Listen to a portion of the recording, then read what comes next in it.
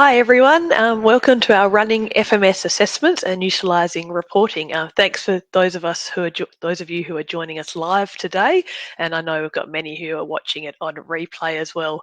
My name's Amanda Derbyshire, and I'm the director of the KIDDO program, and I have with me today my colleague Alison King. Alison manages our schools programs and in a previous life was a school physical education teacher. I have to acknowledge that KIDDO wouldn't be around without the support from Healthway, who have recently given us funding to expand the program for year 3 to 6s. So that's a very exciting development that's happening this year. Okay, jump in. You can see at the bottom of your screen, there's a chat section where you can introduce who you are. Would love to know where you come from today. I know we've got quite a few Victorians joining us and people from all around Australia, Northern Territory, and here in WA.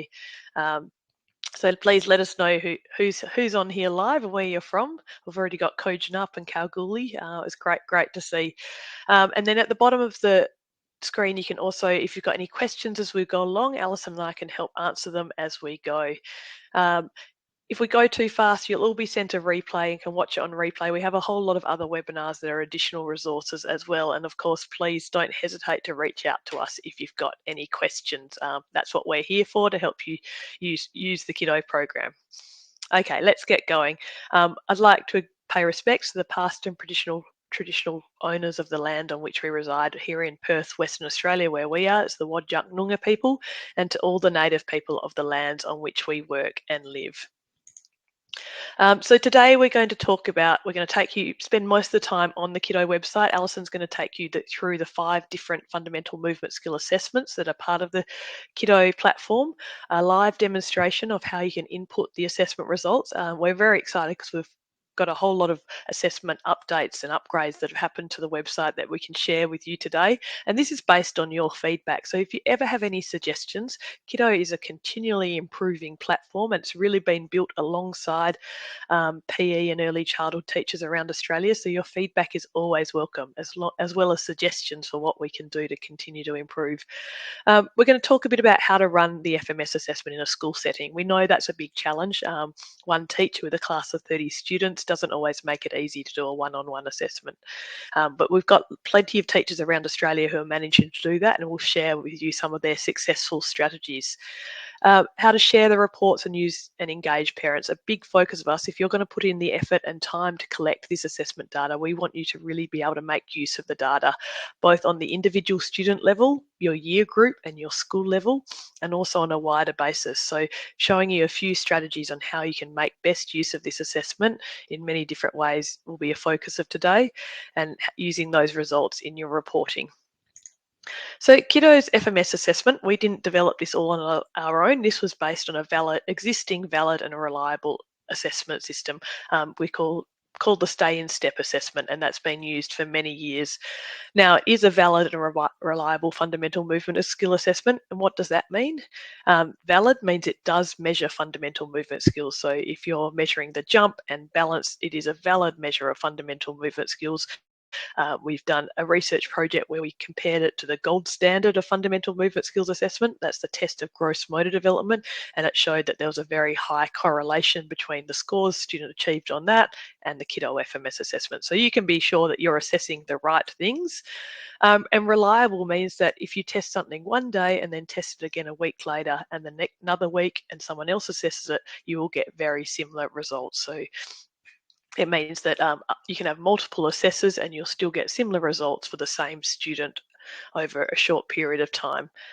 Now, there's two different types of data you can collect with the FMS assessment. There's both your formative data and your summative data. So your summative data is how far the student can jump. Okay, how long they can balance on one leg. And then your formative data is how are they doing that skill. So when they're bouncing and catching, are their eyes on the ball? Are their hands reaching out for their ball? Are they adjusting the way they're standing with the ball, and their eyes are focused on the ball? So all that data on the technique and how they're doing it. So that's important information for how you're going to teach the skill and which parts of the skill you need to focus on. So you can collect both of those elements using the KIDDO FMS assessment.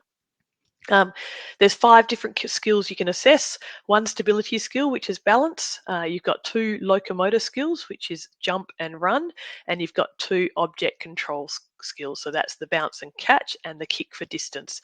We often get questions saying, but how do you assess the hop using Kiddo, or can you add the overarm throw?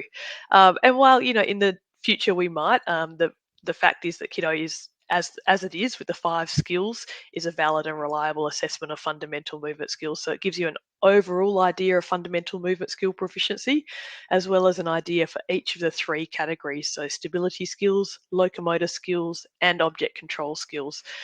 So what that means is that the bounce and catch and the kick, if your students score well in those object control categories, it's very likely that they would score well in other object control skills like overarm throw or underarm throw. Okay. Similar for locomotor skills, if they score well in the run and jump, then there's a high likelihood and a high correlation that they would also score well in hopping or skipping if you're assessing them.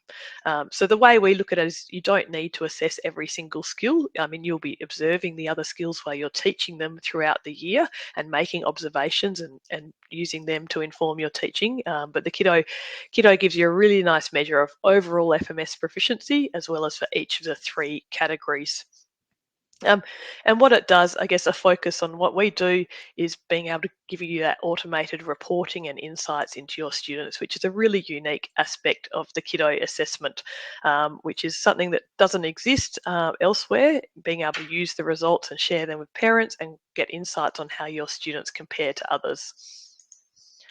Now, here's just a bit of a snapshot on how many students have been assessed using the Kiddo platform. So you can see that since 2019, almost 69,000 students have been assessed. So for the first time, we have a real picture of students' fundamental movement skill development in Australia. And I just had a quick look then while we're preparing for this webinar, and we've had over 10,000 students assessed already in 2024. So I'm excited to see what we reach for this year. It's brilliant to see so many students using it. But what it means, the larger we can get this database, the more reliable the data is. And so we know that, there might be some small errors in the data and some people might be collecting it slightly different. But because we're getting to the stage where it's now big data, as we call it, those errors are minimized and you can still get a really good picture of where your students sit. And so what it gives you an idea is where your students sit compared to students all around Australia in the same 6-month age bracket, which is how the percentile rankings are generated. So you can feel confident knowing that there's 68,000 students from regional schools, from remote schools, from metropolitan schools, all different settings that you're comparing your students to in that same 6-month age bracket. So if they're age 6 year and 1 month, they're being compared to students between 6 years and 0 months and 6 years and 6 months. And the reason why, that's an international gold standard for comparison. Fundamental movement skills, as you would see with your early childhood students, they develop really quickly. So comparing over a year is just too long a period to compare them in. So you can look in those 6-month age brackets to see whereabouts they sit compared to their peers. Okay, I'm going to hand over to Alison now, who's going to jump onto the Kiddo website and take you through the actual assessments you can do, how to enter the data, and use the reporting and insights you can get from it.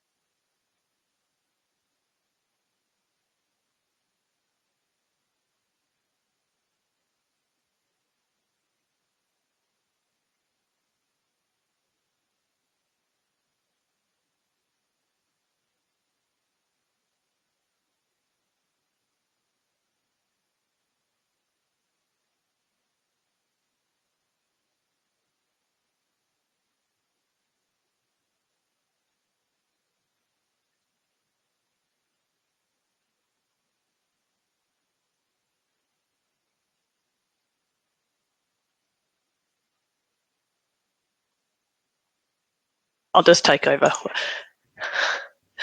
Sorry, Alison was having a bit of an error with her audio, so I'll just quickly take over and share the screen.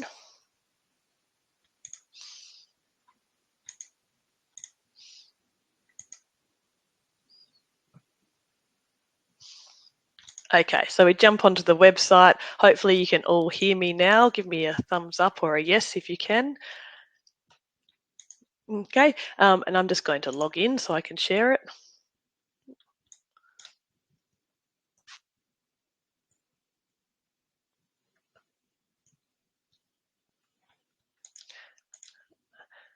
Okay, and we're going to jump onto the dashboard. So like Alison said, we're actually on our Test Kiddo website at the moment, which is where our new upgrades have happened. So we're going to show you the new assessment tool. It's very similar, but it has some really key changes today. And they're actually go live on the website in the next 2 weeks. So you'll see them happen. So we're going to jump into assessments, as this is where it all happens. And what you do is you create an assessment. So we're simply going to create an assessment here. And we're going to call it the webinar student assessment. We're going to select all the challenges today, so the 5 different assessments you can do, and we're going to go through them. And you can select all the students or you can select a few, it's up to you. Okay, so we'll select all of them today, and then you simply click save. If you want to run it straight away, you can run it straight away. Now, so you can see this is the one we created, the webinar student assessment. Okay, and let's go in. So you can see down here, you've got run trials or bulk entry. So we would really encourage you as much as you can to use your phone or an iPad or a tablet and collect the data live, because it means you don't have the data, you don't have the double entry, you don't have to write it on a bit of paper and then come back. However, if you really prefer to put it on paper and then enter, we've just got a new screen where you can do bulk entry, and that makes it a lot easier for you to do that and quicker. But today we're going to have a look at run trials. So you need to click on this while so you create your assessment and you click on run trials while you're still connected to the internet. What you can now do, you can see I'm online now, but what you can now do is be offline and enter all your data. It'll all be saved. And the next time you come back to the internet, you can connect again. You'll connect and the data will upload. Okay, and you'll do that automatically. You don't need to press any upload button. So just make sure you stay connected to the internet. You create your assessment. You come to this page, which has all the students as well as the assessments. Once you're on this page, you can go offline, and when you're next connected to the internet, the data will be uploaded. So it makes it a lot easier. We know there's people on school ovals and places where you don't have great connection, and sometimes you click on enter a result and it takes ages to load. So it should speed things up significantly. Okay, so you can see we've got Daffy Duck today. You can see obviously these aren't real students. Now next to each of these assessments, there's a little eye, and these are really important for you to understand and go through for the first time you use the kiddo assessment. So if you click on balance, it goes through the description. So for balance, we ask the child to stand on one leg with their hands on their hip. That's really important for as long as they can. Both legs are tested, and the score is the best time for each leg added together. You don't actually need a timer. The timer's within the Kiddo website now. You just need to conduct the test on a flat, hard surface. Now, the Kiddo website does all the scoring for you. So all you need to do is give the child the instructions, you demonstrate, and then let them go. So let's go through to the instructions. And you can see that what we want to do is demonstrate balancing on one leg, and those points to be emphasized while you're demonstrating is having an upright posture, hands on your hips, so your hands aren't out wide, they're on your hips, okay? Your non-support foot is held away from the support leg. Sometimes you get students who try and get their leg that's up in the air trying to rest on the other leg, so that shouldn't be, and no hopping. As soon as the student starts to lose balance, so they start moving around or wobbling, that's when the test ends. So it's not when the foot touches the ground, or that is one reason to do it, but as soon as they start to lose balance, you stop the timer. Now we give 2 trials for each leg. So balance is definitely the assessment that takes the longest time. Okay? If a child reaches 40 seconds on the left leg the first time, then you don't need to do another trial. And same again on the right leg. If they reach 40 seconds the first time, that's the maximum score. You don't need to do a second trial. And the trials stop at 40 seconds. So normally we say, okay, put your hands on your hips, and when you're ready, when I say go, you lift your leg in the air. But the instructions are all here. It tells you exactly what to say. It tells you that we don't give a practice for this one. And there's also a video. So we'll just quickly watch the video to show you what it looks like in action.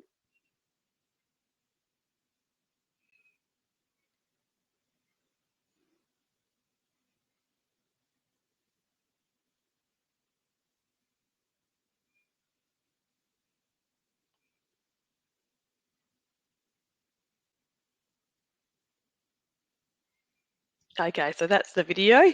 And then you've got some hints. So the timing is stopped if the non-support leg touches the floor to recover balance, if they move about, if they start wobbling.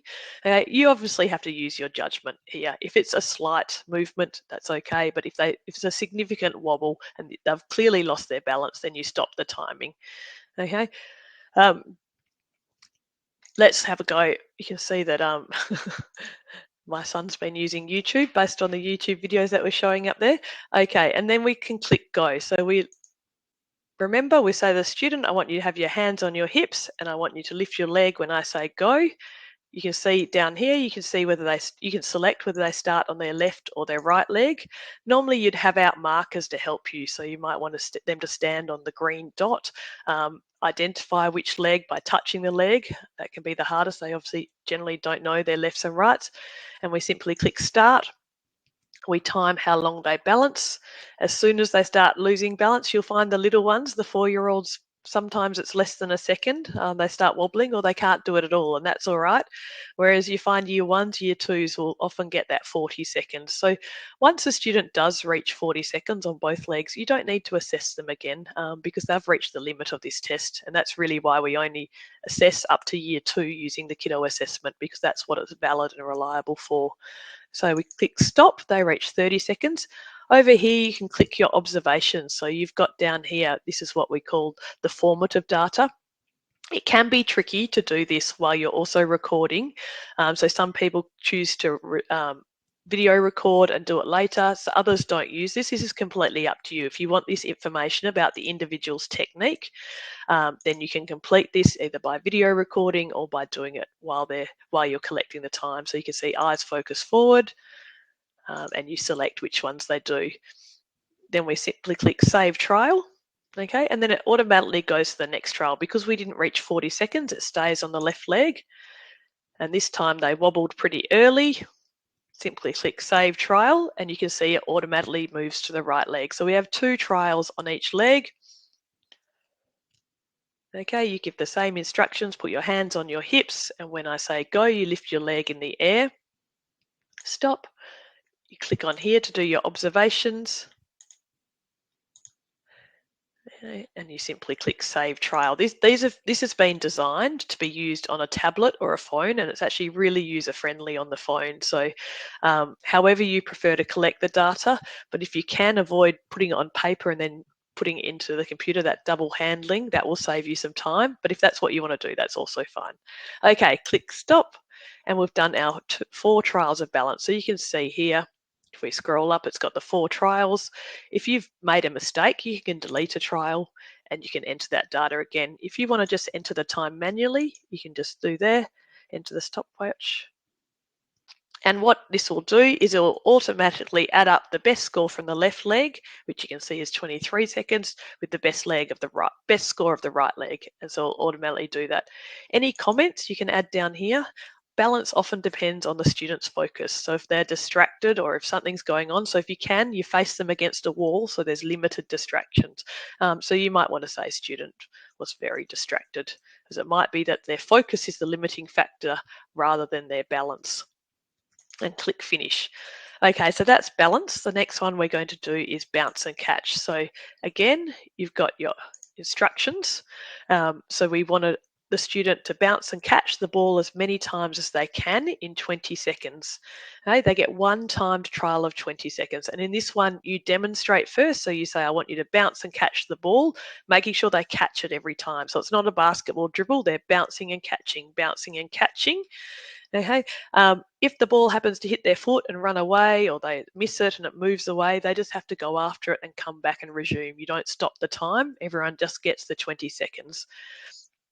They need to be standing upright, so they can't be standing close to the ground and doing it like that. They need to bounce and catch from about waist level. So your instructions are, I want you to bounce and catch this ball with two hands as many times as you can until I say stop. You must catch the ball every time after each bounce. I'll demonstrate. And then this is the only assessment where they get a practice as well. So you give the child 3 practices of bouncing and catching, making sure that they catch it instead of patting it. If they do it incorrectly in the practice, interrupt them, um, repeat your instructions and let them get it right, and then you're ready to start.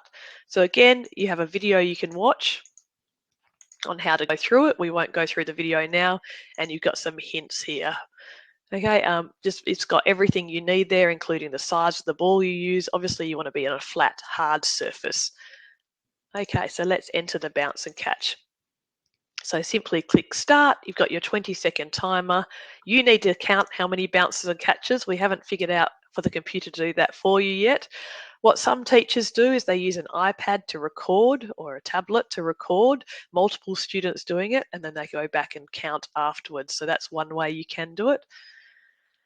So we enter 12 catches. Simply click, you can put in your observations here if you want to. Your hands reach out to meet the ball, the fingers are slightly cupped.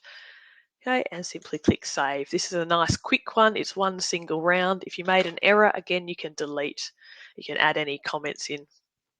Okay, and the next one is the jump for distance.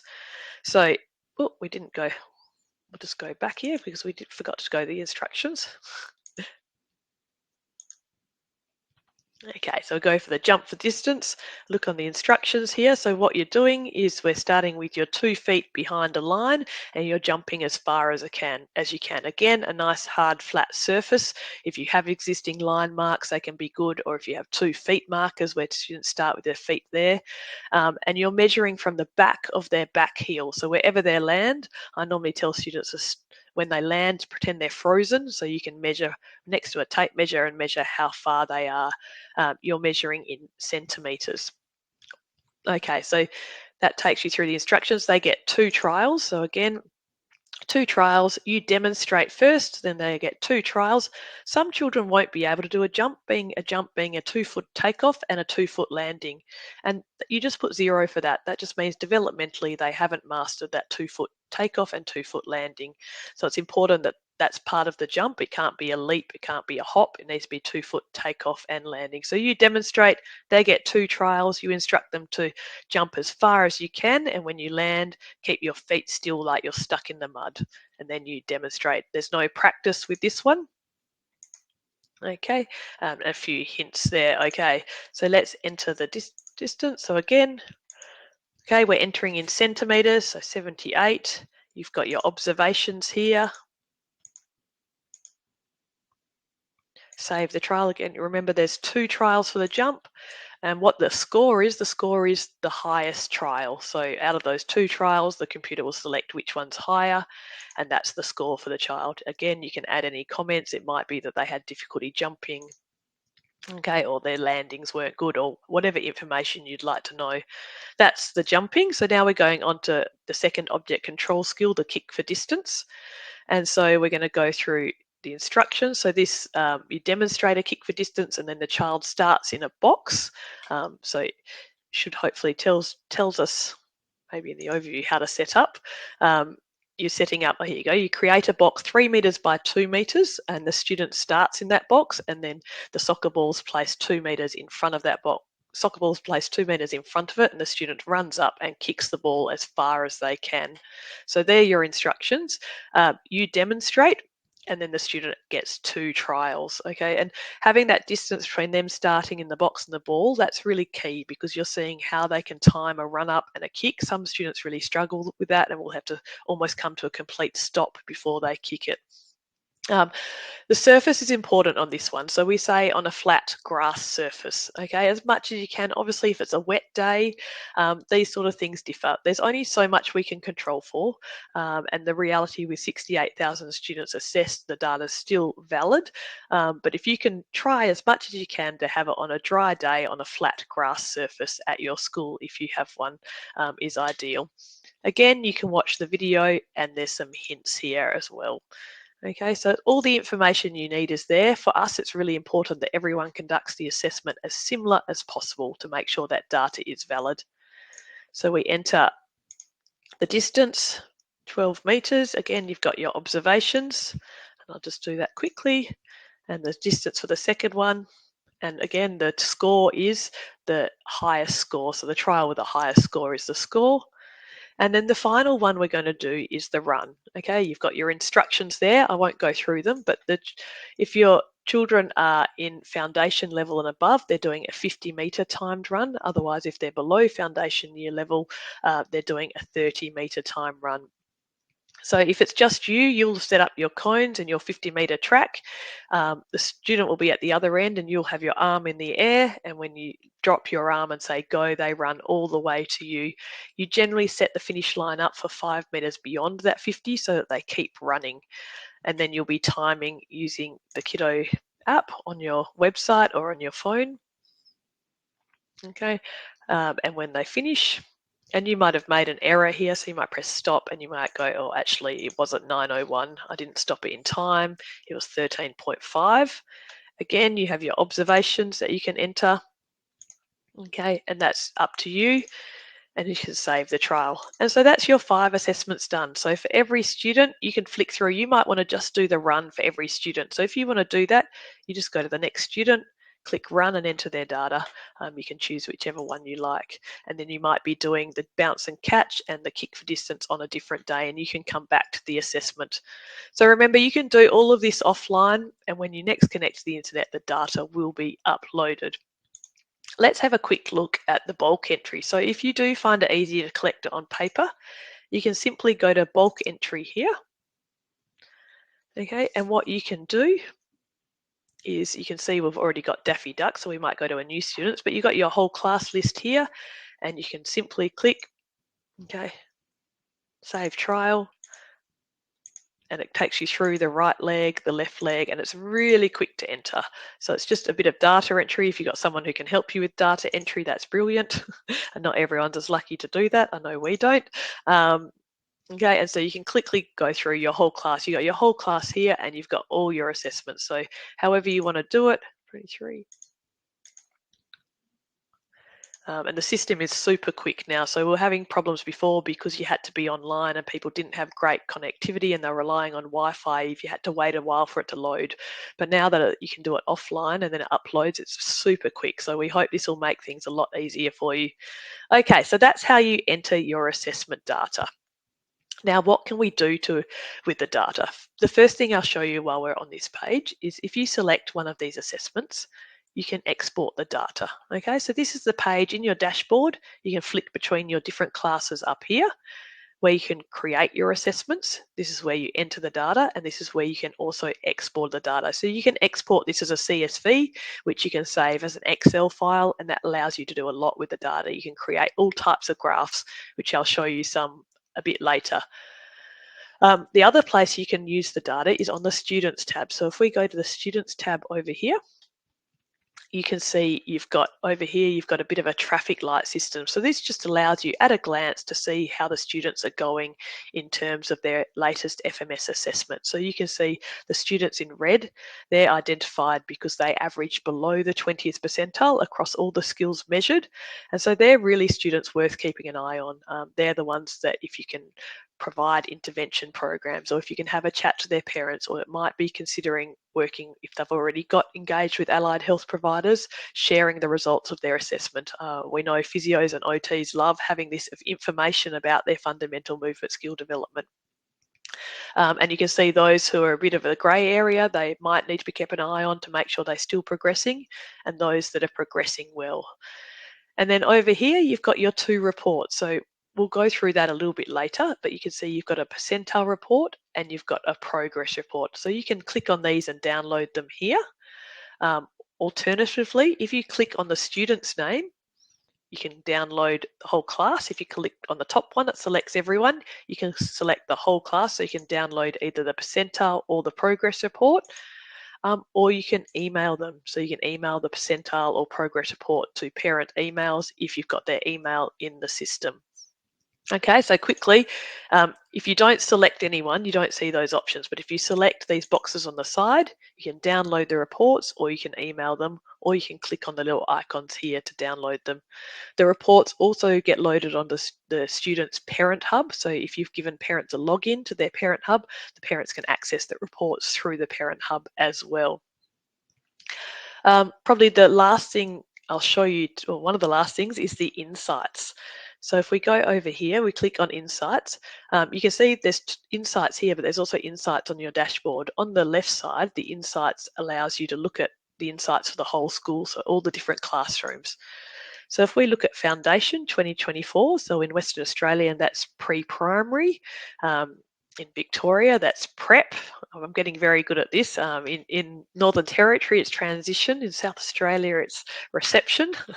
But you can see here how your class compares. So this class has been assessed quite a few times, and you can see if you scroll over the blue bar, which is the class average. So 5 students have been assessed and their average score is 15, where the national average for students of that age is 60. So you can see they're well below.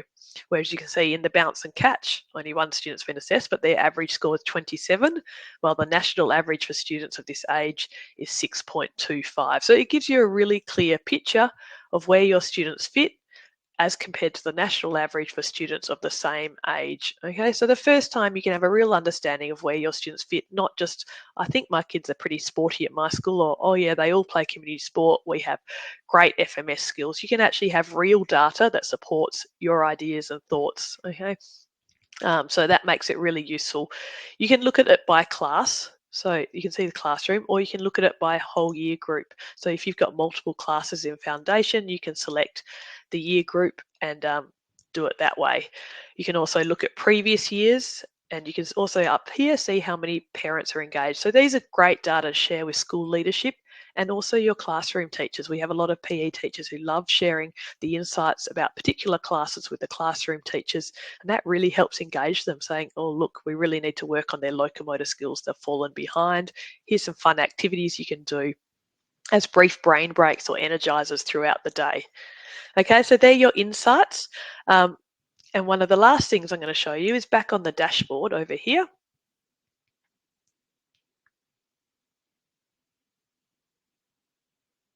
Okay, you can see those students who need additional support are highlighted down here. And if you click on your cog, so this takes you to your management menu, and over here, if you go into your reports, over here you can customize the report. So you can add your school logo, and you can also add the words you want at the beginning of the report, so that you can customize it for your school. So that's a really nice little element you can add. Okay, I'm going to leave the website now and go back to the presentation, and I might hand over to Alison, who's going to talk about some of the reports you can do and how you can run it in your school. I'm going to test my microphone first to make sure it's working. So someone could please let me know that you can hear me. I don't think it is. It's still not working? Oh, no, Mary can hear me. Okay. That's good. Excellent.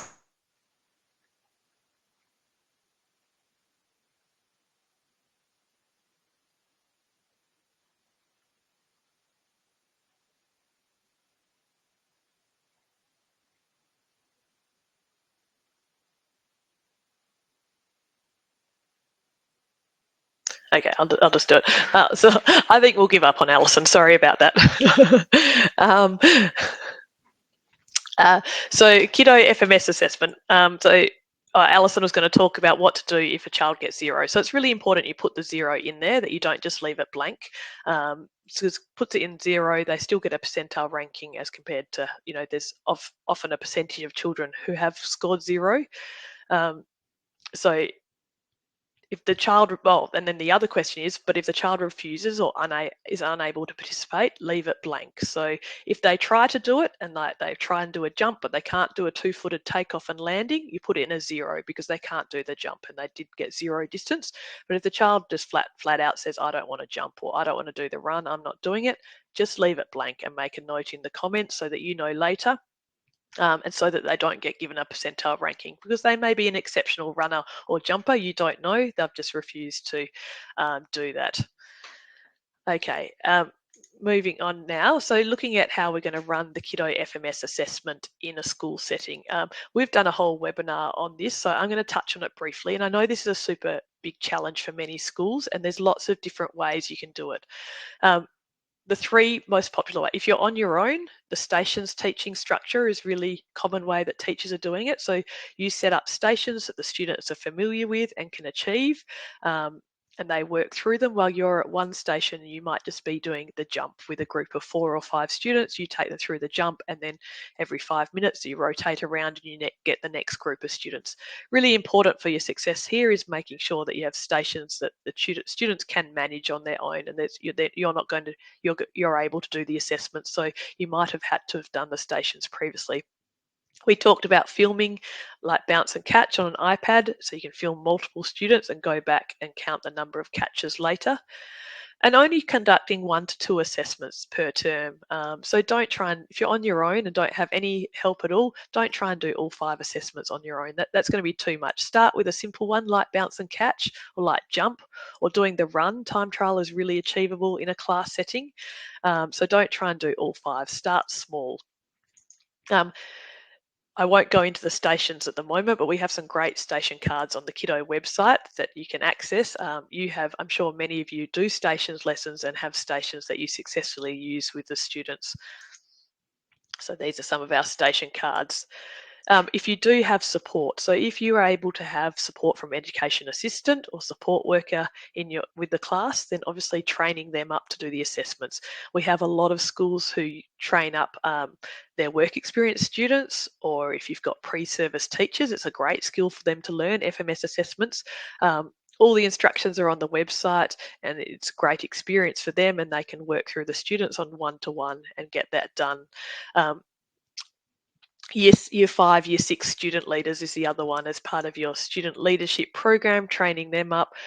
We have one school in the Northern Territory recently who was sharing with me that they're training up the Year 5, 6s to come down and actually run an activity with the younger children each week, and training them up to the FMS assessment can also be a great support to you. So also, if you work with other classes, you can team teach. So one teacher might be assessing while the other teacher is running some of the kiddo activities or teaching other subjects. So lots of different strategies you can use. And if you want more details on that, like I said, we've run a few webinars on this before that goes into a lot more detail.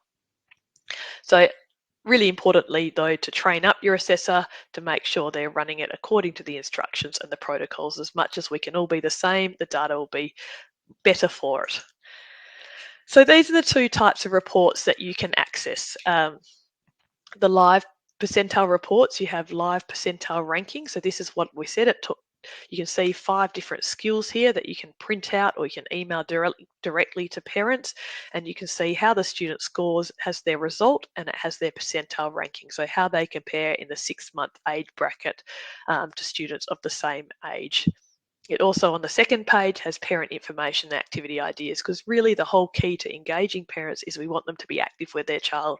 We want them to know that this is a really important time for children's fundamental movement skill development, and there's things that they can do at home that are simple that also help that and help continue the learning at home from the programs you're running at schools. The second type of report, this is the interpreting percentile rankings. So I think many of you, because of NAPLAN, are very familiar with percentile rankings these days. So if your student scores in the 65th percentile, that means they scored as well or as better than 65% of the group. One thing to be aware of is a couple of the skills that you assess, balance and bounce and catch, do have a ceiling effect. So if the student scores 40 seconds, or the maximum score in balance, you'll find in Year 1 or Year 2 that probably the maximum percentile they can reach is 70th. And that's because 30% of the students in that cohort of that age bracket are reaching the maximum score. Okay, and so that's a really valid reason why you don't assess past Year 2. You may need to explain that to parents. Well, my child's very good at balancing, and you may need to explain that they did reach the maximum score, but at this age, we would expect, at least 30% of students are reaching that maximum score, which is why the best they can get is a 70th percentile. And similar with bounce and catch, there's only so many times you can bounce and catch a ball in 20 seconds successfully without resorting to a dribble. So that also has that ceiling effect. The other skills you can keep assessing if you wish. So run, jump, and kick, you'll keep seeing them progress. However, we generally after year 2 switched our focus to seeing those skills being performed in the context of a game, and how they apply those skills, which is why we probably don't recommend it beyond year 2 unless you really want to see that progress. And the second type of reports, which is my favourite, is the progress report. So this is amazing to see the impact of your program. You can see each assessment that you do across time points. So once you've done multiple assessments, you can see how their balance is improving or how their jumping is improving. It's a great one to share with parents at the end of the year to show the impact that your programs have had on the students over the year. And being that key age for the development of fundamental movement skills, the students will generally improve. Generally, you see fantastic improvement, and you can really add to that by having a high quality fundamental movement skill program. So how can you use the assessment results? So touching on this now, I know we don't have too long left, but look, the first thing that they can do is really depends on what your priorities and needs are, but for the first time, understanding where your students fit. So understanding their strengths and their weaknesses, and that allows you to put it in your program. I was speaking to a teacher earlier today from Victoria in the Gippsland region, and she was saying that she really didn't understand how poor the jumping skills were. And so it means that these were year 2 students, that means that going into year 3, she was incorporating locomotor skill warm-ups at the beginning of all her PE lessons to try and address that shortcoming. So identifying strengths and weaknesses and programming accordingly is probably the first real need. The second one that's really important is identifying those students who need additional assistance. And at a school level, you'll vary on to what you can provide. We have a number of schools who are running fantastic intervention programs for those students, whether it's 10 or 20 minutes extra a week where someone takes them out of the class, or it might be that you engage with their families, okay? Speak with their classroom teachers. Often these students have issues in other areas, and having these movement interventions can help those other areas as well. Okay. And the third one is getting your classroom teachers and your school leadership on board. So sharing the classroom data with the classroom teachers, helping them understand where the strengths and weaknesses are and how they can support that through brain breaks or morning fitness or whatever programs your schools has in place, and also sharing with your school leadership. So for the first time, you have some real data where you can show where your school and your students sit and the impact your program is So this can be really powerful, and I would really encourage you to use it and present it to your school leadership team and your classroom teachers. So we went through the insights where you can see how the class or year group compare. Okay, and that helps you inform your programming and evaluating your programs. I also showed you how you can export your data. So this allows for further data analysis. One of the ways you can do this is, this is first with your insight. So looking at your year group averages versus the national average. We talked about identifying the students who need additional assistance and sharing with families. Quickly jumping, what we wanted to look at was if you're a real Excel nerd and you're familiar with how to use it. If you need a hand, get in touch if you want to. One of the best things you can do with the data is divide it into quartiles. So seeing how many students are in the bottom quartile for each skill, the middle 2 quartiles and the top quartile, and then looking at that over time, looking at the next year or later in the year, have the students move from the bottom quartile to the next quartile, because that's really where you're making the impact. Okay, so you can track the development of the year groups over time, and you can look at pre and post data. So if you're just starting to implement a kiddo program in your school, you can look at that baseline assessment and you can look at how they progress. So I am going through this very quickly, but we do have a whole webinar that you can access on the Kiddo website, and we'll send you a link to that, which has this in a lot more detail. But very quickly sharing how a few other schools have used the data. So this is St Mary's in the Northern Territory. They send the reports home, they print them out, and they attach also some skill and activity ideas. They create intervention groups and run that, and they share it with school leadership and teachers. And then we have Craigie Heights Primary School. So this is where they divided their results for the different skills into quartiles, and they looked at how they compared from semester 1 to semester 2. And you can see in 2020, semester 1, there was looks like about 20% in the lowest quartile, and that reduced down to 10%. And you can see there was a huge increase in the number of students in the highest quartile. So you have a real improvement in skill development of these students. They also found that the girls had poor kicking skills, so they put in place they brought in some role models and some local soccer players to run clinics, and they really raised awareness of soccer and kicking type community clubs that the girls could access to try and address this. So it allows you to put in place programs and supports to identify and support those weaknesses. And this is Gladstone Park Primary School in Victoria. They use the percentile reports as semester one. They send them to parents to get an understanding of where their child's at. And in semester two, they use their progress reports so the parents can see the growth. And you get, once you've done the assessment for a while, like Shane from Gladstone Park has here, you can see some great data on improvement. It really is very rewarding. And then you have the Kiddo Parent Hub. So for those of you who have added parent email addresses, they get invited to their child's Parent Hub, and they can see what skills they're developing, and they can also access their reports here. So you don't need to do all of this at once, okay? The teachers I've just shown you have been using Kiddo for years.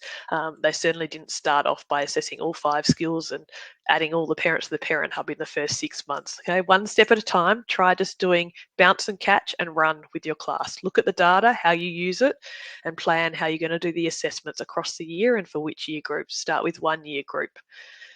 Hey, we've got a couple of frequently asked questions here just before we finish up. So we have a lot of special needs and education support schools who use Kiddo, and we have a separate data pool for those schools so they don't have to compare to the regular school population. They can compare to the special needs students specifically. We know that we need to continue developing fundamental movement skills in the upper primary, and our Year 3-6 program is focusing on that. So making sure we have FMS incorporated in warm-ups and finishing activities is a key way to do that.